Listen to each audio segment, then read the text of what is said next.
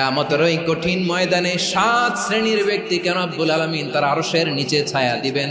তার মধ্যে প্রথম শ্রেণীর ব্যক্তি হলো ইমামুন আদিল, যে ইনসাফের সাথে বিচার করে, যে জাস্টিস সমাজে সার্ভ করে, যে সুশাসন নিশ্চিত করে, ওই ইমামুন আদিল। আদিল শব্দটা বুঝছেন না? ইন্নাল্লাহা ইয়া'মুরু বিল আদল, পাইছেন?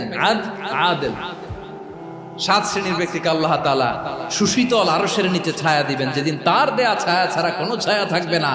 এর প্রথম হচ্ছে ইমামুন আদিল, ন্যায়পরায়ণ শাসক। চিল্লায় বলেন সুবহানাল্লাহ।